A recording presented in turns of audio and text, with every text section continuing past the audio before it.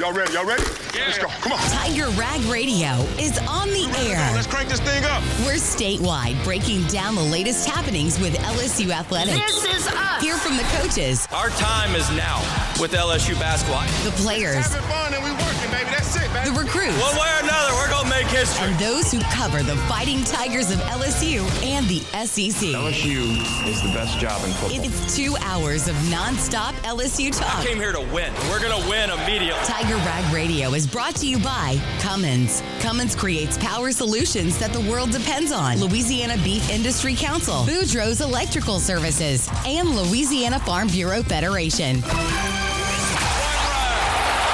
Get ready to talk Tigers with producer Case Kieschnick and our hosts, Todd Horn, Jeff Palermo, and Glenn Gilbo.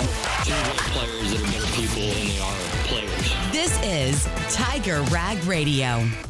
And good evening, everyone. Welcome to another edition of Tiger Rag Radio. This is Jeff Palermo, News and Sports Director of Louisiana Radio Network, along with the Executive Editor for Tiger Rag Magazine, Todd Horn, and the Editor, Glenn Gilbo. Happy SEC Football Media Days. We are halfway through. Of course, Greg Sankey so far the headliner. We are certainly going to get into that. We'll talk a lot about that here over the next couple of hours. We'll also hear from a couple of people that are in Tampa for the SEC Media Days, including Raymond Partsch, who, of course, works over at ESPN Southwest Radio, where we are heard. And we had some technical difficulties the last couple of weeks for some of our affiliates, so they were not able to catch us live. So we are glad to be back on in Lafayette and Lake Charles. Hello, everyone there. We really appreciate you sticking with us, and hopefully you were able to catch it on podcast or YouTube, or maybe even just streamed us at tigerrag.com. That's another option as well. So we'll talk to Raymond coming up later on in this hour. Chris Gordy, host of the Locked On SEC podcast, also works for Sports Talk 790 in Houston. We'll get his thoughts. He's in Tampa as well. And then another story, there's a lot of different stories here that have been breaking. LSU football scheduling news, Tommy White, we're going to get into all that stuff as well. But former LSU Tiger Ryan Clark dismissed from ESPN. Dan Zakshesky from the Outkick, who was set to report it, as ESPN had to quickly dismiss him during the middle of a show. So we'll get Dan's thoughts on that. And Ryan Clark, now a free agent in the sports media world. Todd and Glenn, how you guys doing tonight? Well, Jeff, Ryan is actually going to be replacing you Really? next week. Really? I'm not sure if you heard about that yet, but we're going to tell you what, Ryan got left on air, and so are you.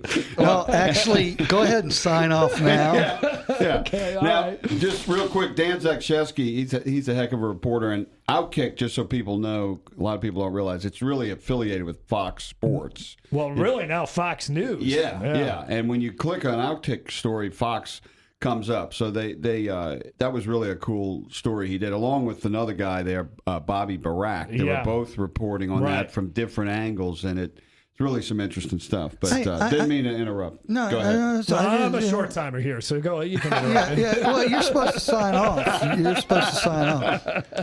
Now, I think we should talk about the American League batting champion first. Who's the American League Tommy White. Tommy White. Tommy White. Yeah, we'll get into that. I also got a little interesting nugget. Hopefully I don't forget when we do get into the baseball talk. You know, obviously there is labor negotiations going on, and there could be a significant change when it comes to college baseball. So I'll leave that as a tease. Congress going to get involved? No, I don't think so. Shoot. Because that works so well.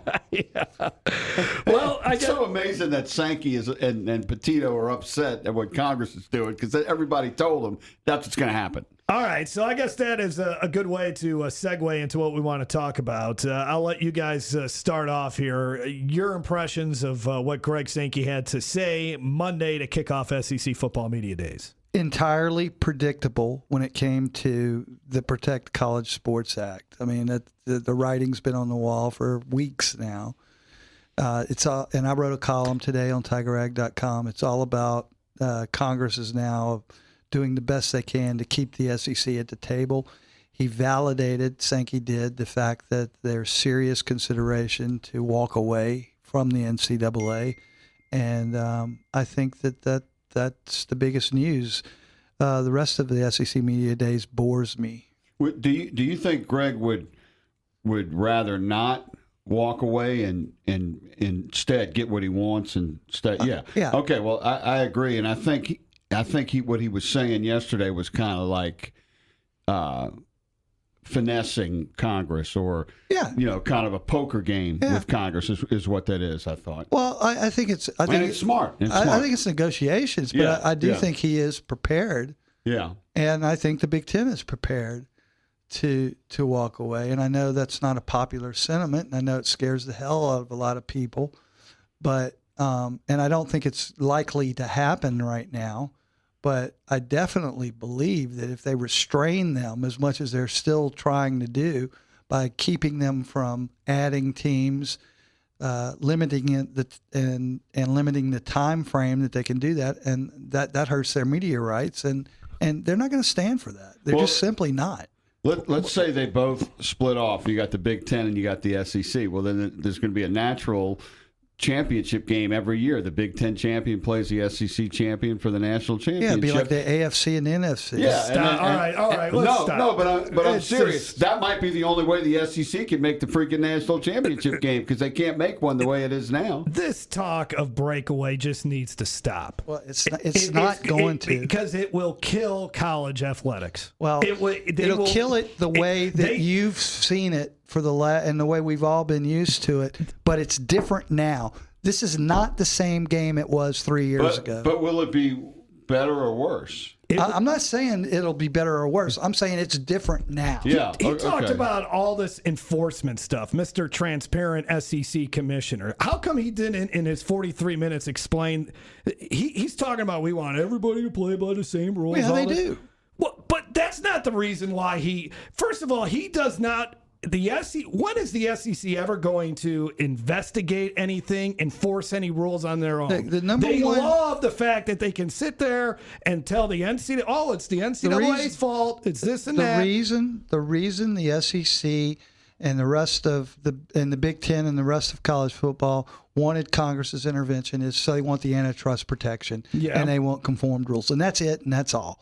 But they also couldn't figure things out media themselves. Rights? What the media rights are outside of the bounds of that. That's the restraint they're repelling against. Revenue cap. How come he didn't talk about that? Because he doesn't. That's not the negotiating point. The negotiating point right now is stay away from our expansion and stay away from our media rights, which are one and the same thing. Say that? He listed these 4 reasons on why they oppose the college or what needs to change. He mentioned nothing about that. He was spinning. I understand, but it's a bunch of bull. It is. It's a bunch of bull, and this idea that's splitting off and the grass is greener on the other side, it's just horrible. And it's the a different game now. Well, how is it a different game? It's a pro game. I understand, but it's a pro game. I understand it's a pro game, but how do you have March Madness if you just have 2 conferences? Well, I don't think that necessarily. You can't just split football off and then. Can. How you do that? Explain that to me in 45 seconds. I'm not saying it makes conventional sense. How does that happen? It doesn't make sense. Nobody's thinking that. Nobody's looking. I'm not saying it makes conventional sense. I'm saying because it's not possible. Look, the next 3 or 5 years. The next 3 to 5 years. It's going to be good. Yeah, I didn't say it was going to be good. Okay. They are going to hurt themselves even more. Follow the money. Okay, you want to talk about the money? Yeah. A championship game between the Big Ten and the SEC will not be as well watched as this last year's national championship, because this is going to upset so many sports fans. If they do this, they're done with it, Todd. They are done with it. I don't know about that. I know here in they are. They will be done with it. People said they were done with the NFL with all the national anthem stuff. Oh, that's something. This is something where you're completely changing a sport, a tradition that you've had for hundreds of years. Let me explain something. Let me explain one fact to you. But if a Big Ten team plays an SEC team in a national championship game, regardless of how those two got there, at least people are going to watch it. No, people are going to. Yes, they are. Not if they create some crazy little league and it's just their own little rules, and it's still a game. It's still Big Ten versus SEC. If the Big Ten has 25, 26 teams and the SEC has 25, 26 teams. Well, how are you going to get those teams? Where are they coming from? Well, number one is you tell Congress you can't you can't limit our expansion over the next 5 years. It's hard to just tell Congress what to do. Well, I know, but that's what. Well, they don't have to agree to it. That's where they could break away right away. I'm not saying what's going to happen. I'm saying that we don't know what's going to happen, but I guarantee you what will happen is nobody's going to be able to tell Greg Sankey and whatever Petito or whatever his name is, Tony Petitti, that they can't negotiate their own media rights.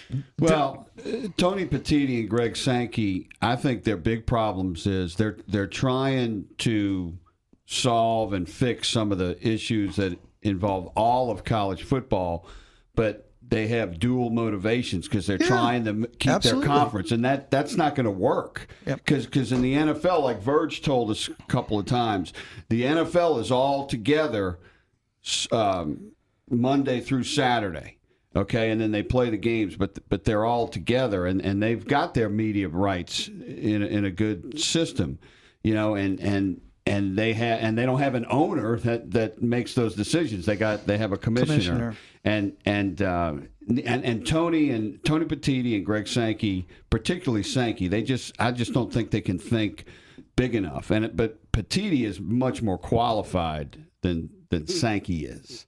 To me, Sankey's kind of he's too much like Roger Goodell, though Roger Goodell finally figured it out. It's a ship that doesn't have a captain. Yeah, that's true. And it's just sailing in the open seas, and it could hit an iceberg. It could hit whatever. Right, but to say it's not going to change is just... I never said it was not going to change, but I think the change that they are thinking about or even throwing out there is going to hurt the sport even more, and they're not going to... If you look at the draft of the Protect College Sports Act now compared to what it was 2 weeks ago, it's night and day already. So, well, that's fine. That's fine. You can, but to throw this stuff, the breakaway and this and that. I re-listened to an interview that he did with Paul Feinbaum a month ago, Greg Sankey, and this was right when the bill was first drafted. So he's at that point he said there had been no discussions of a Super League. He lied. Well, they're doing a distrust to their fans. Okay. Well, I think Charles Handegriff said it best a couple of days ago. He said both Petitti and Sankey want to go to heaven, but neither of them wants to die. In other words, they can't. They need to learn how to give up something. Yeah, you know, and that's what you do in D.C. You give up this for this. That's how New Orleans got the Saints. You give up this and you take that, and they're not doing that right. Well, according to Christianity, you can have heaven on earth. You don't have to die. All right, that's a whole nother topic I don't want to get into. But heaven's over for the SEC. The Big Ten runs things. I am just it was a complete eye roll with what he had to say yesterday. Well, let's listen to some of it. All right. Well, we got... My eyes are ready to roll. All right. Go ahead, Case. Throw something out there as far as... I know you got a couple things that he had to say yesterday. Let's hit one of them here before we go to the break. While he's talking. So understand that beneath the observation is frustration. But I also know the pride with which I spoke of 13 national championships. And there is meaning and value. And I do think a national expectation that we participate in a national organization. But that national organization must function in a healthy manner. Otherwise, that simmering will continue. All right, well, we'll see if they're able to get something done. I do sense that breaking away is really their last option. I get that. I just don't even really think it's in my mind, it's not feasible. It's not feasible. It's not going to result in what they're anticipating. You're gonna get together with a conference that you can't even agree with as far as how postseason should be. Who's gonna enforce the rules? You don't even want to enforce the rules right now. The SEC can enforce these rules. It is funny that the SEC is talking about enforcing rules because historically they're the most cheating conference in history. Well, and I do want to say something. The people that I have talked to that are quote unquote in the know are not talking about breaking away together. although that's our natural assumption. Well, that's even worse in my mind. So what are you going to do? I'm not saying they're talking about it exclusively. I understand, but they don't. So you're going to have the SEC baseball tournament. LSU beats Tennessee. That's the championship. Hey, hurrah, hooray! No Omaha. How does that make anyone happy? My perception of it, and I know this is going to cause you to go into convulsions, but I don't believe that the other sports are necessarily earmarked. I don't know how. I'm not a freaking genius. You can't do it that way. Well, they've already done it that way. I mean, in what way? Football championships are done differently than baseball. That's fine, but you still have 134 teams and multiple conferences battling it out. Just because we can't write it out and plan it doesn't mean it's not possible. I'm telling you, it will. You're hurting yourself even more. Yeah, you're hurting yourself even more. I understand that that's what you believe, and I don't disagree necessarily with you. But I'm telling you that just because you believe that doesn't mean it can't happen. Well, they're going to lose a lot of fans. They're going to lose a lot of casual fans. They're going to lose. I don't think they're going to lose fans. I think they'll frustrate fans. If you just have an SEC league, do you think the fan that's a Miami Hurricane fan right now that watches all the championship games, you think they're going to watch the SEC championship game? I'll tell you what Greg Sankey would say to that. He would say that 80,000 people attend games. What did Matt Hayes tell us when he was on the show? The SEC draws the most TV viewers.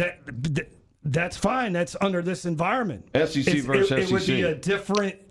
You're going to alienate a huge fan base outside of the SEC that they will be tuned on. Are you working for Ted Cruz? I'm not working for anybody. I'm just telling you. And the Big Ten does have a lot more televisions and bigger cities than the SEC. All right, let's take our first break. More on this conversation, and then how the SEC also got hoodwinked and getting into this 9-game SEC schedule. And now, Mr. Sankey, he is no Mike's Live or Roy Kramer. We'll be back after this here on Tiger Rag Radio.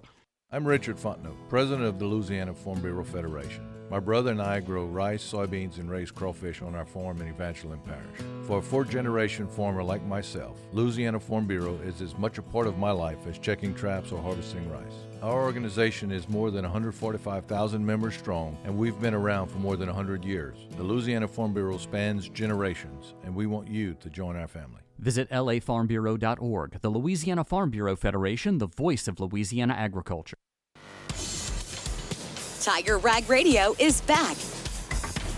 Back here on Tiger Rag Radio. So the other, a lot of different talking points from Greg Sankey on Monday. One of the others is the 9-game conference schedule. As a fan, I love it. I wish they would play 10 conference games. I wish they would. But when you look at the reason why they did it, one, obviously money, right? ESPN, their TV partner, Disney, wanted them to add another game, and that's a big part of it. But the other part was, the Big Ten said, hey, if you guys go to 9 games like we do, we'll look at expanding to 16 teams. And now, of course, the Big Ten has changed its tune on that. Now they want to do 24. Everybody lies. Then when Greg Sankey, here's where he was transparent, I believe, in that he said that when he was talking to those with the College Football Playoff Selection Committee, the strength of schedule is still not going to be a major factor in deciding who's going to get into the college football playoff. So the SEC is putting themselves on the line, playing 9 conference games against tougher competition than what the Big Ten is facing, what the Big 12 is facing, what the ACC is facing, what Notre Dame is facing. And now you're putting yourself at risk of, say, someone like LSU going 9-3. And let's just say, I'm going to throw it out there, Virginia Tech goes 10-2 somehow, right? They have this great season. Virginia Tech could get in over LSU, even though LSU's schedule is probably, and I haven't looked at Virginia Tech's schedule, I'm just throwing that one out of the air, is much tougher than Virginia Tech. So why did? Well, go ahead. I think it would be better to use Notre Dame because they have the biggest cream puff schedule in the history of America, and they're guaranteed a spot if they finish in the top 12. Got to keep those helmets gold. And they're going to finish 11-1 at worst. Well, that's why I didn't use Notre Dame in this example, because if they lose 2 games, then they are really sorry. Yes. With that schedule. Yeah, okay. So why did Sankey agree with 9 games if that's true? I mean, it's like he got hoodwinked. Because he thought that they would consider schedule strength more. And he also thought they'd go to 16, right? And then how does the college football playoff selection committee not take that into account? Why are they seriously sitting here saying that the Big 12, the competition in the Big 12 is on par with the SEC? Maybe we're SEC fatigue. They were tired of seeing the SEC win so much. I don't know. How did this happen? I know. This frustrated the heck out of me when I heard him talk about this yesterday. Yeah, and that's what's been frustrating Lane. Lane's been the one saying all the time, you got to get that strength of schedule in there, pal. And now, he told the other coaches that. And then, of course, in the SEC, they're asking the schools to play another Power 4 team, where in the Big Ten, they're all playing G5 teams, basically. It's like so that's another reason. It's another reason for the SEC to break away completely. Well, yeah, if they break away, they could only screw themselves, which is what they did here. It says, I'm ready for the games to start. I'm just tired of all this nonsense talk that's going on. Let's just get the game started. Because it'll take my mind off of this other stuff that's happening. That's all this clutter that is out there. Was there strength of schedule at the World Cup? Did that have anything? Well, it's funny. My friends who are way more into the World Cup than some of my college buddies, they were talking about after Argentina lost. Well, Argentina didn't play anybody. Well, Spain. Why did Spain play so many more games than everybody else? I'm like, oh my goodness. So everybody has strength of schedule problems. All right, we'll get to Raymond Partsch, our first guest here, coming up after this on Tiger Rag Radio. Stay tuned. Much more coming up. The East Baton Rouge Parish Library believes that a thriving business community is good for us all. That's why we help entrepreneurs start a business with tools like Gale Business Builder. Keep commerce rolling by providing free access to computers and free Wi-Fi at 15 branch locations. Get a library card. Grow your business at ebrpl.com/departments/small business. We're back to Tiger Rag Radio. Wow, that's interesting. Welcome back here to Tiger Rag Radio. Todd Horn, Glenn Gilbo, Case Kieschnick, our producer. And let's bring in our first guest of the night. And we are heard on the radio station that he's heard on as well every midday, and that is ESPN Southwest Radio in Lafayette and Lake Charles. Raymond Partsch is there with his contingent in Tampa. Raymond, how you doing tonight? Thanks for joining us on the show. Thanks for allowing us to be on the airwaves on your stations. We appreciate it. Well, we greatly appreciate y'all partnering up with us. We love having Tiger Rag Radio and letting all our folks in Southwest Louisiana be able to hear what you guys do every week. And it's a pleasure to be on with you guys as always, man. And we appreciate you saying that. And we appreciate Jeff. And we appreciate Todd. And we appreciate you. And we appreciate football. Hey, so Raymond, we've been hearing about all the coaches and everything. But what I want to hear about is what is going on in Tampa at night. What did you do last night? What was the media party like? And what'd you have to drink? Well, I will go back to Sunday, brother, because we were supposed to fly out. Okay, so we were supposed to fly out on Sunday out of New Orleans, and then our flight got delayed, and then it got delayed again, and then they just decided to say, well, you know what, we're going to fly you. We can fly you to Miami around midnight, but you'll have to spend the night in a hotel, and then we'll fly you into Tampa from Miami on Monday. So we decided to drive impromptu on Sunday. And let me tell you, that stretch of road between Tallahassee, Florida, and Tampa, that's long, man. I've made that. It's long. It's filled with deer and abandoned hotels from the 1950s. So it's a beautiful part of the country. We nearly got in a wreck. A deer jumped in front of us right by the airport. We got in like at 2:00 in the morning on Monday morning rather. So. But no, it was it was good. We had our little media soiree last night. a place called American Social right there on the bay. I had no idea Tampa was this nice. Oh, yeah. I'd never been before, so I didn't realize there was that much that many people with boats and yachts everywhere. But we had a good time. I had a little Crown and a Sprite. I had a couple of those at the bar. You know, Glenn, you've been to these things. You have to take advantage of the free food and the free drinks, my friend. So. And then tonight we had the little media thing where the Tampa Bay Lightning play. So that was nice, and they were giving out like little party prizes of like free cigars and stuff like that. So it's been nice. I'm actually sitting outside right now, outside of Baycare Ballpark because I'm a big baseball guy. So I got a chance to make the short drive over to Clearwater to see minor league baseball. So you know. Well, Raymond, what's the one conversation that's happening there that really matters that fans should really actually care about? Because there seems to be a lot of, posturing going on. Well, I mean, look at these events, that's really what it's about, right? It's about, not giving you anything and a lot of posturing, right? And so you kind of expect that. What I was surprised by, and what's been the big talking point, is something I've been talking about on the radio, and you guys have been probably talking about it on Tiger Rag Radio as well. This whole thing of it feels like the SEC, the Big Ten, and whoever they want to invite to their party are going to pull away from the NCAA for football only, right? Right. And you feel it. Like, we've been covering the sport long enough to know when we can see how things are headed in a particular direction, and it's a billion-dollar industry, college football is. There's so much revenue from television that drives everything. All these decisions being made in football are driven by TV revenue. I mean, that's what it boils down to. So we've been seeing it. I've been talking about this for years. When I heard the commish, who's very careful with his words, by the way, we know this. Like, Greg Sankey doesn't say anything that he doesn't want to be said, how he wants it to be said, and how he wants it to be delivered to the public, okay?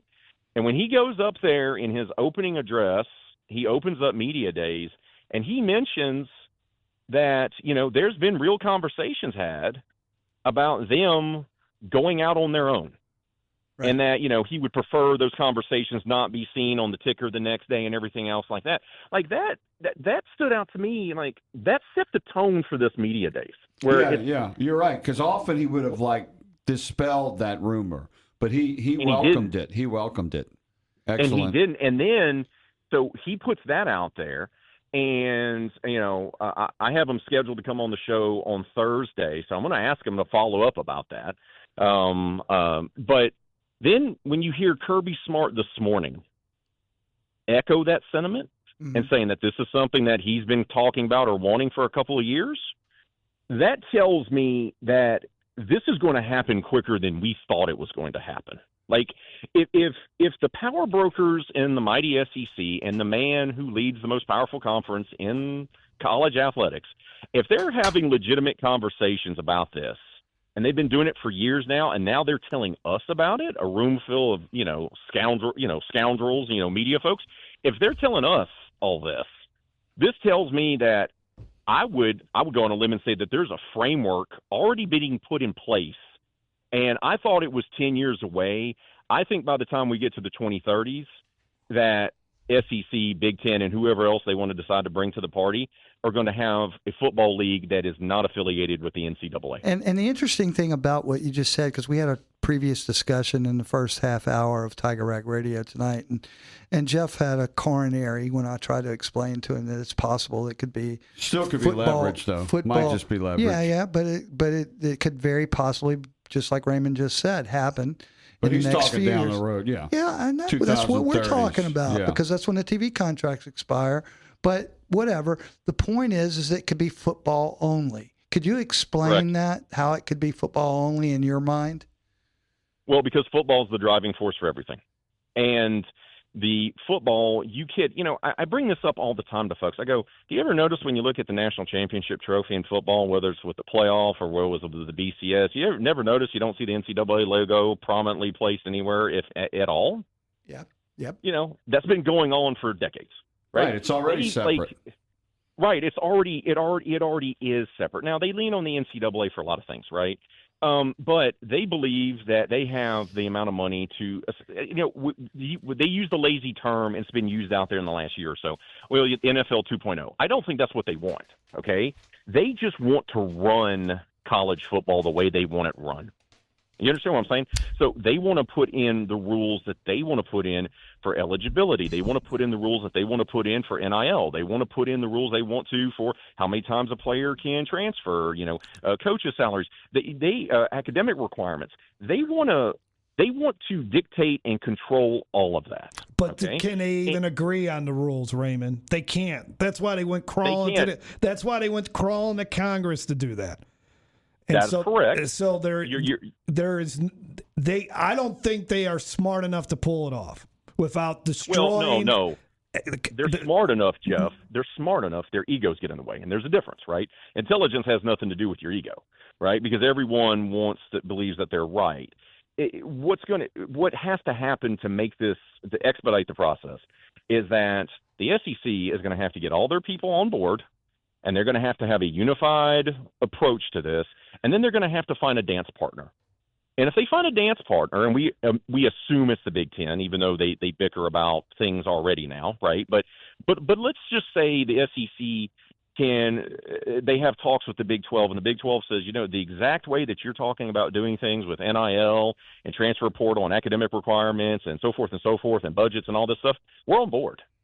If the SEC can find one league to be a dance partner, then that kind of forces the others to kind of maybe compromise on what they want to do, right?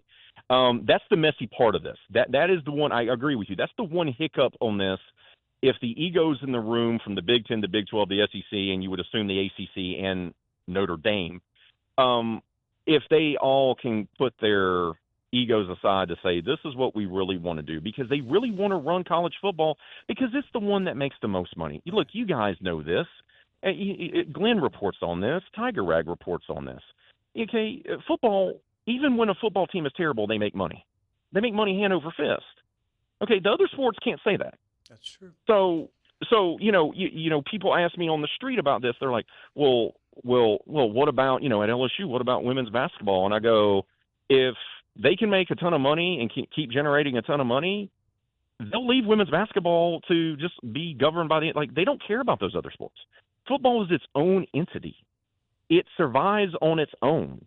It just truly does. I mean, there's a reason why every sports information department in this country primarily has one person dedicated for football. They're not cross-pollinating the departments.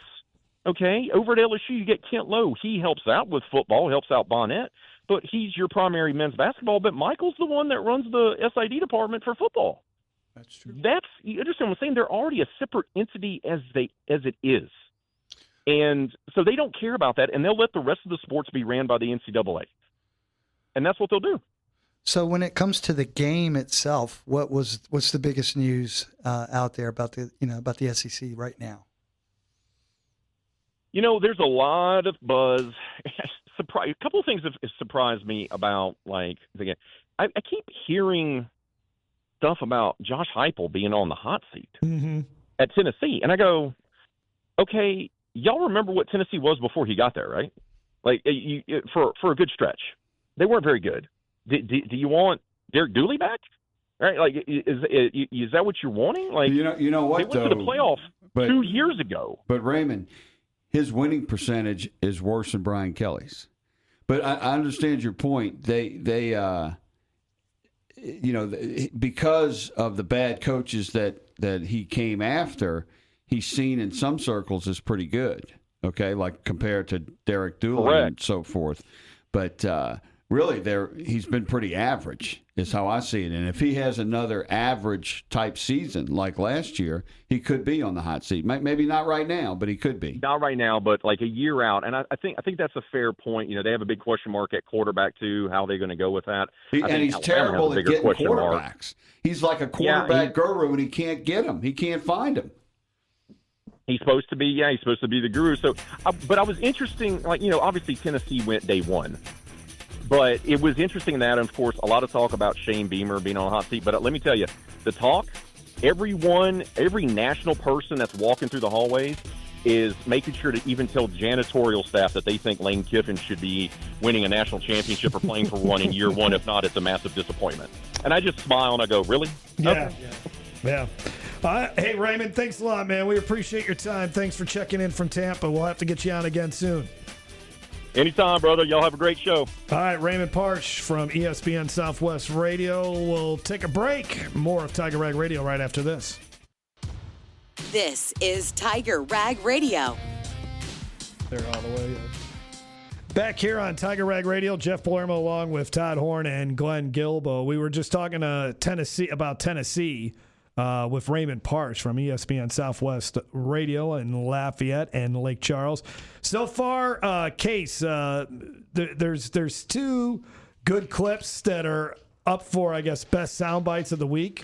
Let's hear the one about Josh Heupel and when asked about how Lane Kiffin may be treated when he returns to Knoxville this time around. Certainly hope our fan base hasn't cooled off. So, whether it's the grocery stores being fully stocked with mustard, or our sports stores making sure that they got reinforcements on the golf balls. Hopefully, Knoxville's ready for his arrival. Deadpan, Josh Heupel. Yeah, he's trying to sell mustard and golf balls. Hopes that it keeps the special interest brokers there in Knoxville. SEC ought to fine him for starting a riot. The SEC doesn't enforce rules. I went over that in the first 5 minutes. Yeah. Not against themselves. No, that's for sure. Anyway, I don't want to go back down that path. But that was an interesting comment. I didn't see that one coming from him. I think it's interesting. I also think it's probably going to be any mustard or golf balls that are going to be thrown are going to have to be thrown in the first or second quarter, because I think it's pretty much going to be over by then. Wow. And if somebody throws a golf ball real far, Josh might try to sign him, but probably lose him to Lane.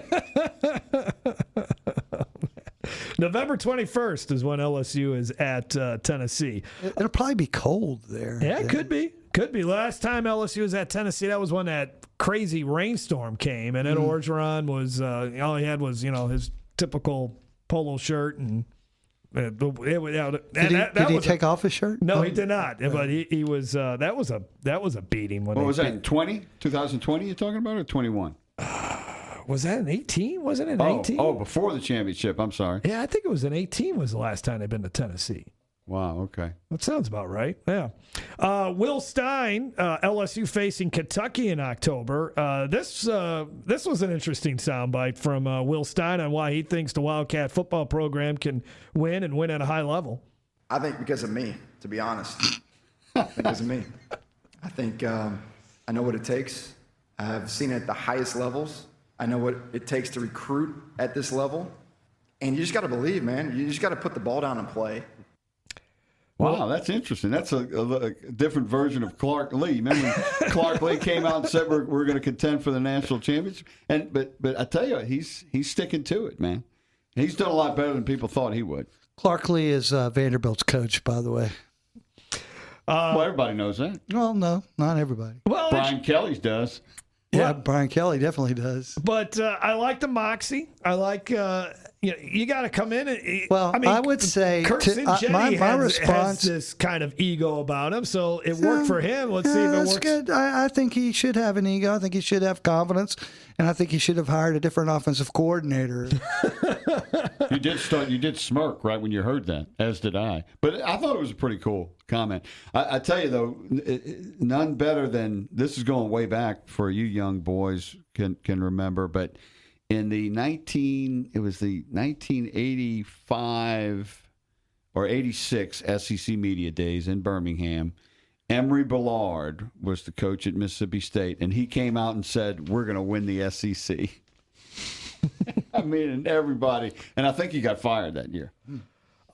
Kentucky's quarterback, he talked about Joe Sloan as his offensive coordinator, and Case has got a soundbite on that.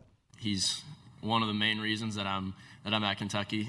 Kind of like Stein, he's a great guy, great person to be around, a lot of energy, and he loves football. And obviously, really smart. He's coached some really good quarterbacks in the past, and he knows what he's doing.